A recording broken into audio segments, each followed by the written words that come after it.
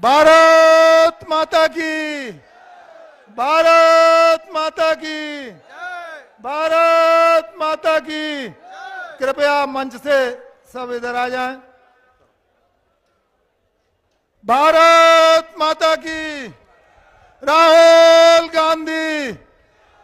अब मैं आमंत्रित करना चाहूंगा देश के उस महान योद्धा को जो किसानों के न्याय के लिए, जो युवाओं के न्याय के लिए, जो महिलाओं के न्याय के लिए लड़ाई लड़ रहे हैं, आदरणीय राहुल गांधी जी। सम्मानित राहुल गांधी जी का जोरदार तालियों के साथ स्वागत करेंगे।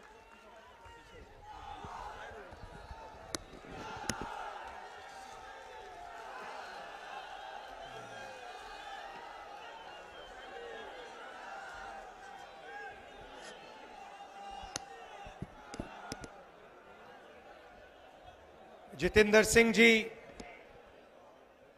रंधावा जी, अशोक गहलोत जी, जीतू पटवारी जी, उमंग सिंघार जी, दोतासरा जी, टीकाराम जूली जी, दिग्विजय सिंह जी, कमलनाथ जी, जयराम रमेश जी, कमलेश्वर पटेल जी, स्टेज पे कांग्रेस पार्टी के वरिष्ठ नेता, भाई और बहनों, हमारे प्यारे कार्यकर्ता, आप सबका यहां बहुत बहुत स्वागत, नमस्कार।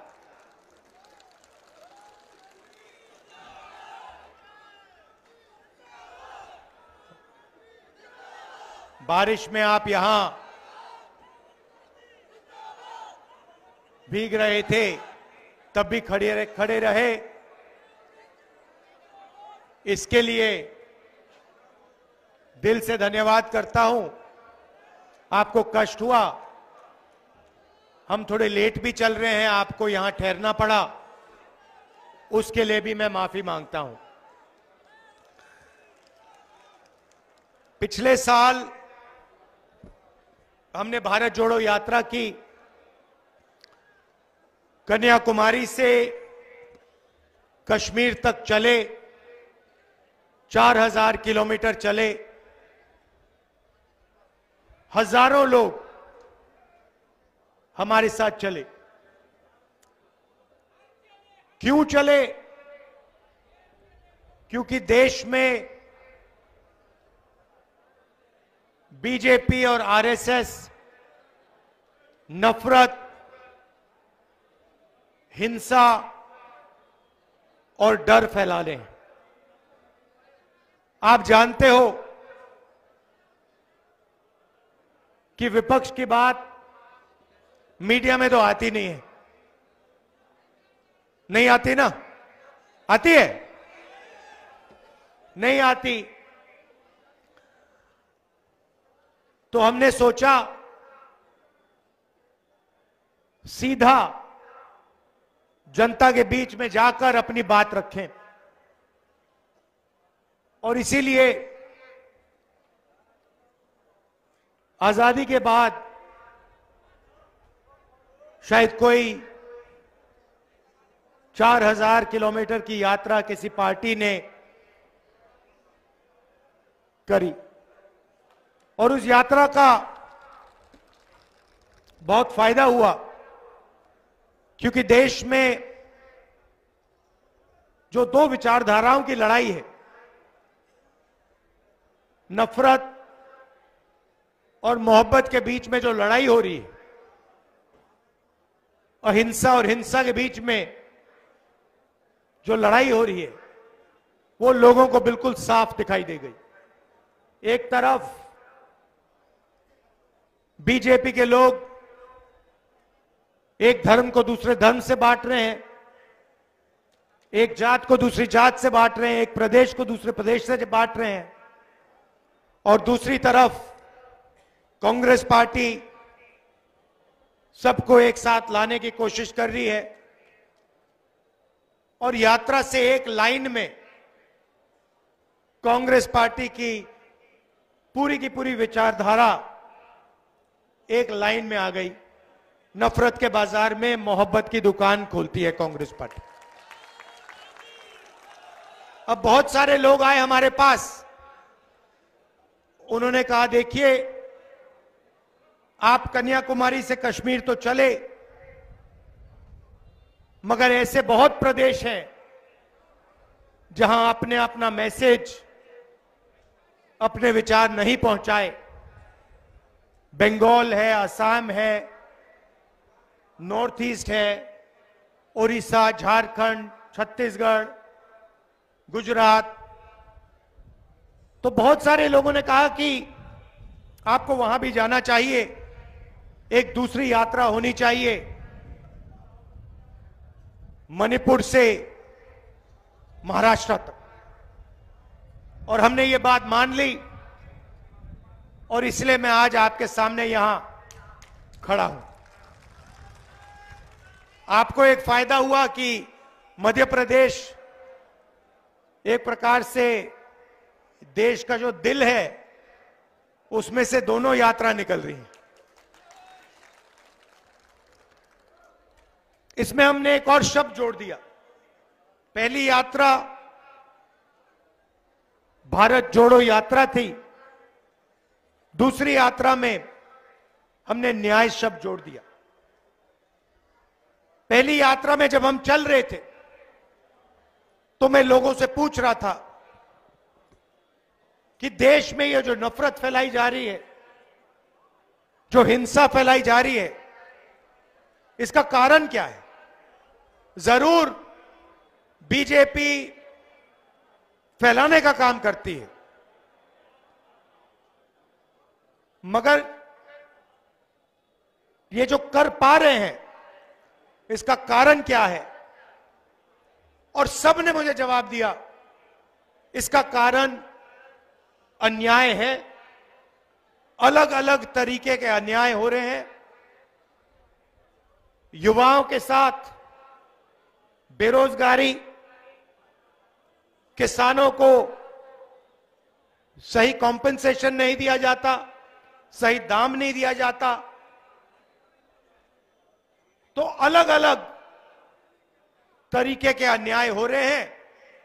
इसीलिए भारत में नफरत फैल रही। तो इसलिए हमने ये शब्द अपनी यात्रा में जोड़ दिया, भारत जोड़ो न्याय यात्रा। आप जानते हो, क्योंकि अन्याय आपके साथ हो रहा है।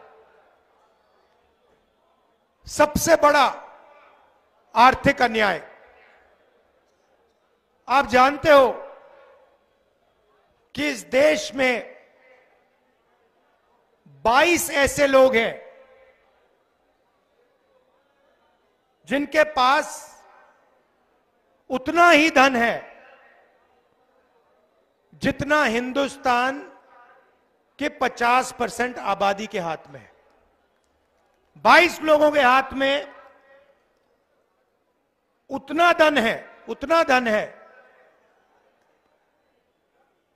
जितना हिंदुस्तान के 50% के नागरिकों के हाथ में है। जो 50% इस देश के सबसे गरीब लोग हैं, उनके हाथों में देश का 3% धन है,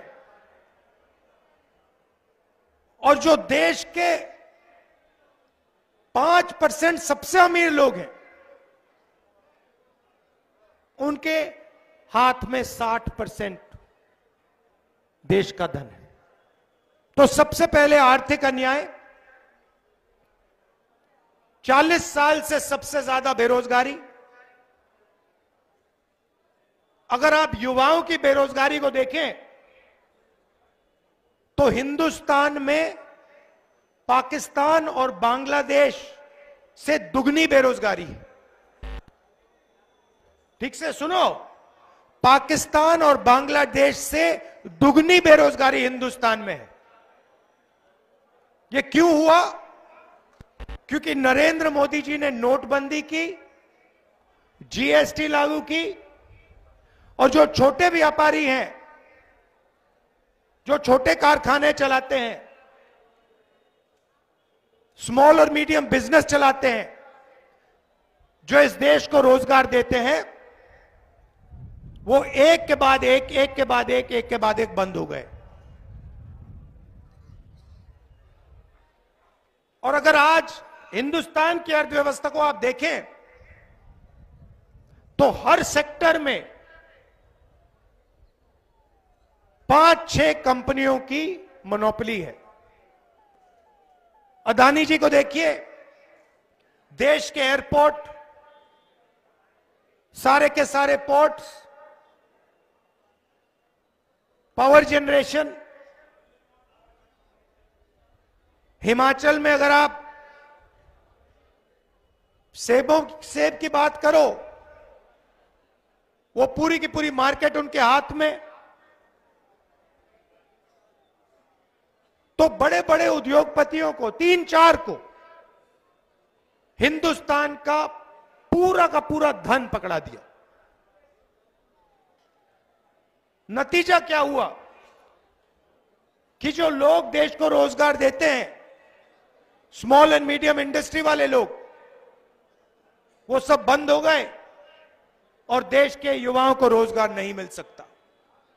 और किसी भी प्रदेश में आप चले जाइए,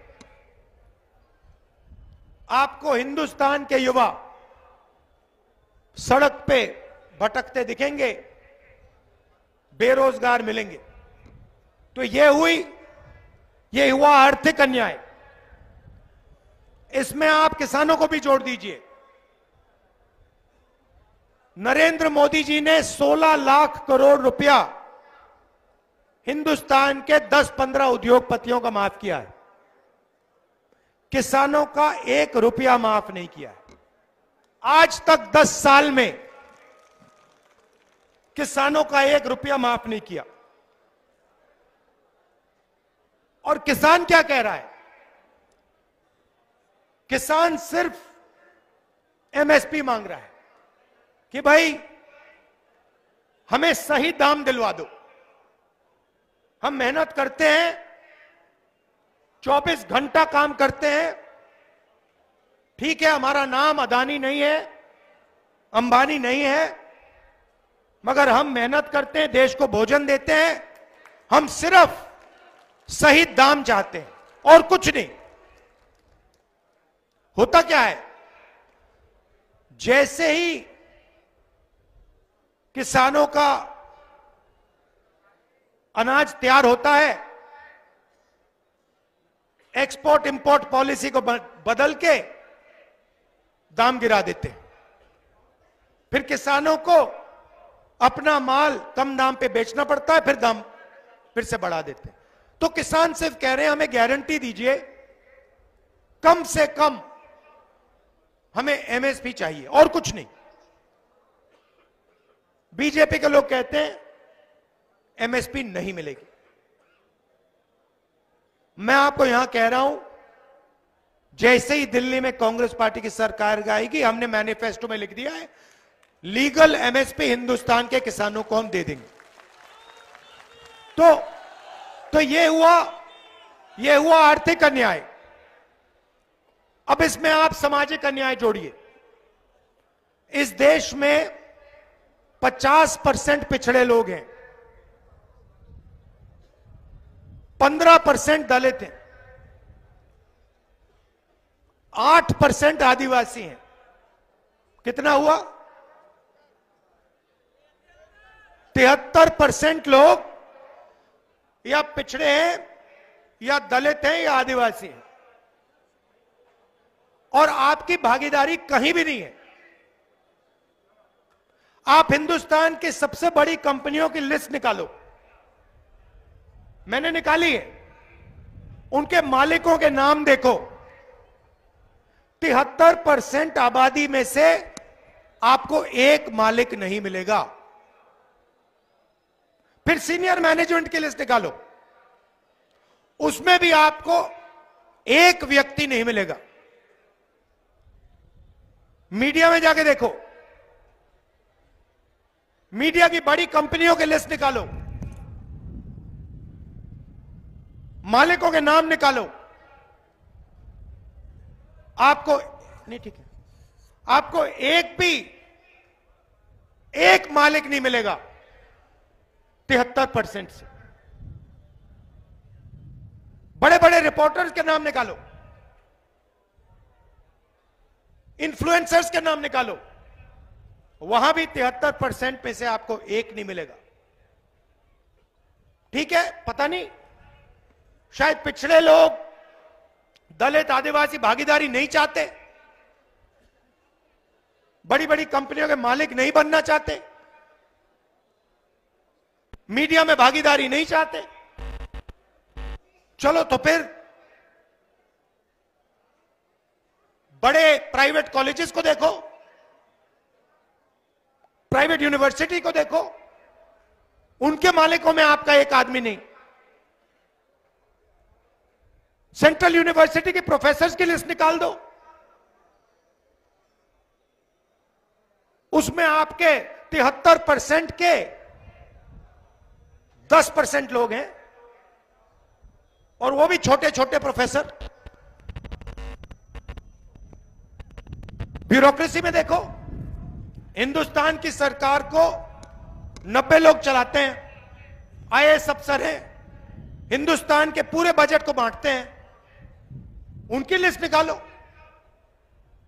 90 में से 3 पिछड़े वर्ग के हैं, 1 आदिवासी है, 3 दलित हैं। और जब बजट को बांटने का काम आता है तो उनको कोने में बैठा दिया जाता है, कोने में बैठा दिया जाता है। कहा जाता है देखो तुम लोग ज्यादा बकवास मत करो, इधर बैठो। 73% को कोने में बैठा दिया जाता है, छोटी छोटी मिनिस्ट्री दी जाती है। देश का 6% बजट,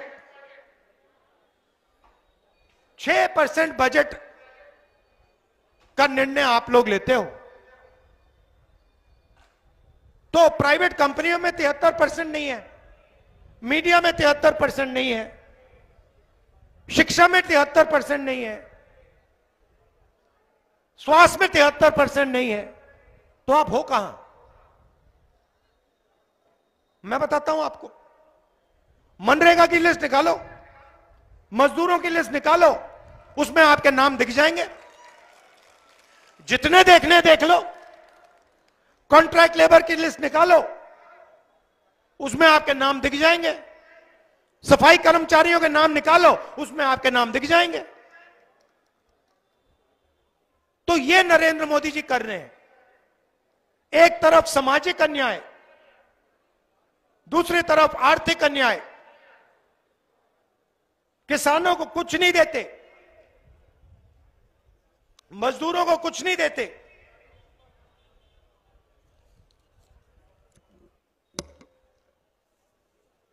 और पूरा का पूरा फायदा 10-15 बड़े बड़े उद्योगपतियों को देते हैं। इसीलिए हमने यात्रा में न्याय शब्द जोड़ दिया, क्योंकि हम चाहते हैं कि इस देश में ये जो अन्याय फैल रहा है ये खत्म हो और गरीब लोगों को, कमजोर लोगों को न्याय मिलना शुरू हो। सामाजिक न्याय का क्रांतिकारी कदम जाति जनगणना है। ठीक है, जिस दिन ये हो गया, उस दिन 73% को इस देश में भागीदारी मिलनी शुरू हो जाएगी। वो पहला कदम है, क्योंकि आप लोगों को अपनी शक्ति पता लग जाएगी। आपको पता लग जाएगा कि भाई हम 73% हैं और हमें कुछ मिल नहीं रहा इस देश में। जाति जनगणना 2 स्टेप्स का होगा। 2 सवाल के जवाब उससे मिलेगा। पहला, पिछड़ों की कितनी आबादी, दलितों की कितनी, आदिवासियों की कितनी, और दूसरा, इस देश में जो धन है वो धन कैसे बटा है, आदिवासियों के हाथ में कितना है, दलितों के हाथ में कितना है, पिछड़ों के हाथ में कितना है, और ये जो सारी की सारी संस्थाएं हैं इसमें कौन से वर्ग के कितने लोग हैं, ये आपको आपकी आंखों के सामने आ जाएगा और आपको पता लग जाएगा कि आपके साथ कितनी बेईमानी की जा रही है और आपको कितना गुमराया जा रहा है। अंत में मैं अग्निवीर की बात करना चाहता हूं। पहले क्या होता था, इस देश में एक तरीके के शहीद होते थे। सेना में, वायुसेना में, नेवी में अगर कोई शहीद होता था तो उसे शहीद का दर्जा दिया जाता था। अगर कोई अपनी जान देने के लिए सेना में जाता था तो देश उसकी रक्षा करता था, उसको पेंशन मिलती थी, रिटायरमेंट के बाद उसको कैंटीन मिलती थी, गांव में उसका आदर होता था। आप लोग जानते हो, आपके गांव में एक सर्विसमैन जो होते हैं पूरा समाज उनकी आदर करता है, उनकी रिस्पेक्ट करता है। अब अग्निवीर योजना में 2 तरीके के शहीद बनने जा रहे हैं। शहीद दोनों होंगे, मगर अगर शहीद अग्निवीर है तो इसे शहीद का दर्जा नहीं मिलेगा, उसे पेंशन नहीं मिलेगी और उसे कहा जाएगा देखो भैया आपने देश को अपनी जान दे दी मगर देश आपकी इज्जत नहीं करेगा। देश सिर्फ 4 में से 1 जवान की इज्जत करेगा, जो बाकी 3 अग्निवीर होंगे उनको निकाल दिया जाए। 4 में से 3 लोग वापस आएंगे, उन्हें ना पेंशन मिलेगी, ना कैंटीन मिलेगी, ना उनको गांव में कोई रिस्पेक्ट मिलेगी। और ये अग्निवीर योजना हो क्यों रही है? क्योंकि सरकार चाहती है कि डिफेंस का जो बजट है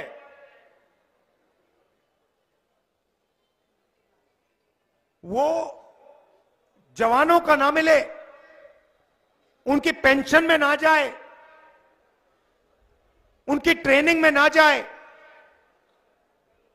मगर बड़े बड़े उद्योगपतियों के बैंक अकाउंट में जाए।